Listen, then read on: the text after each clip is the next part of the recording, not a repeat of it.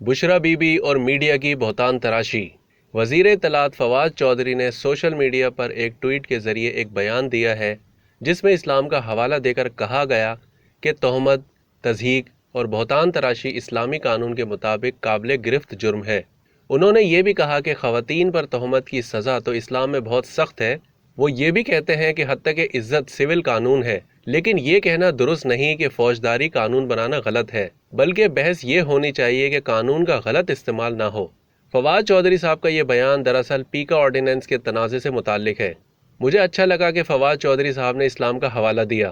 مجھے امید ہے کہ وہ ہر معاملے میں اسلام کا حوالہ دیں گے، اور چونکہ ان کی وزارت اطلاعات و نشریات ہے، اس لیے وہ فلم، ڈرامہ، شوبز اور میڈیا کے ذریعے پھیلائی جانے والی فحاشی کے خلاف بھی اسلام کے حوالے دے کر نہ صرف اس فحاشی کی مخالفت کریں گے بلکہ اسے روکنے کے لیے ضروری اقدامات بھی کریں گے۔ جہاں تک پیکا آرڈیننس کا تعلق ہے تو ایسا لگتا ہے کہ حکومت نے اسے جلد بازی میں نافذ کیا، جس پر صحافی برادری سراپا احتجاج ہے، اور اس خدشے کا اظہار کیا گیا ہے کہ اس قانون میں ایسا بہت کچھ ہے جسے حکمران صحافیوں اور سوشل میڈیا کے استعمال کنندگان کو نشانہ بنانے کے لیے غلط طریقے سے استعمال کر سکتے ہیں۔ بظاہر اس آرڈیننس کے نفاذ کی وجہ سے وزیر اعظم عمران خان کی اہلیہ محترمہ بشرا بی بی کے متعلق پھیلائی جانے والی جھوٹی خبریں ہیں، جو یقیناً ایک قابل مذمت اور قابل افسوس عمل ہے۔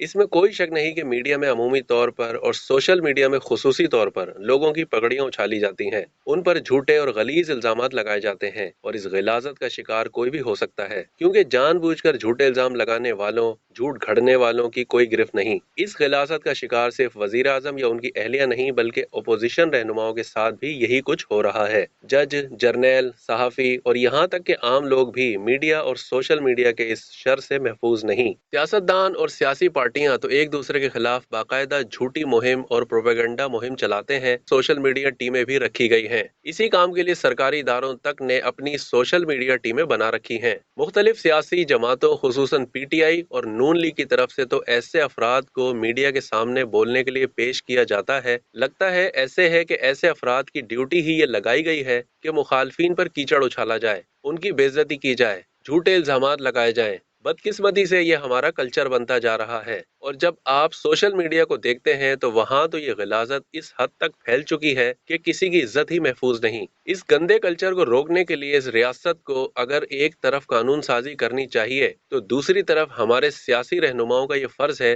کہ اس گندگی کو ختم کرنے کے لیے پہل کریں، اور عوام کے ساتھ ساتھ اپنے ووٹروں، سپورٹروں اور اراکین پارلیمنٹ وغیرہ سے اپیل کریں کہ بد زبانی، الزام تراشی، بہتان تراشی، گالم گلوچ سے باز رہیں، بلکہ اگر ایسا عمل کرنے والا چاہے کسی بھی سیاسی جماعت میں کتنے ہی اہم عہدے پر پراجمان کیوں نہ ہو، اس کی سب کے سامنے سخت سرزنش کریں۔ اس سلسلے میں وزیر اعظم عمران خان، نواز شریف، مریم نواز، بلاول بھٹو وغیرہ کو پہل کرنی چاہیے، اور سب سے اپیل کرنی چاہیے کہ گندی زبان، گندے الزامات، بہتان تراشی کا سلسلہ بند کیا جائے۔ سیاسی مخالفت کو ذاتی دشمنی میں مت بدلیں۔ سیاسی رہنما مذہبی رویہ اپنائیں گے تو ان کے پیروکار، ووٹرز اور عوام بھی مہذب ہوں گے۔ باقی جہاں تک قانون سازی کی بات ہے تو میں اس حق میں ہوں کہ قانون بننے چاہیے تاکہ پگڑیاں اچھالنے، بہتان تراشی کرنے اور جھوٹے الزامات لگانے سے لوگ گھبرائیں، لیکن قانون سازی کے لیے تمام اسٹیک ہولڈر سے مشاورت کریں۔ غصے میں بنایا گیا قانون ناقص ہوتا ہے۔ سوچ بچار کے بعد قانون بنائیں، اور جب قانون بن جائے تو اس کے نفاذ کو یقینی بنائیں۔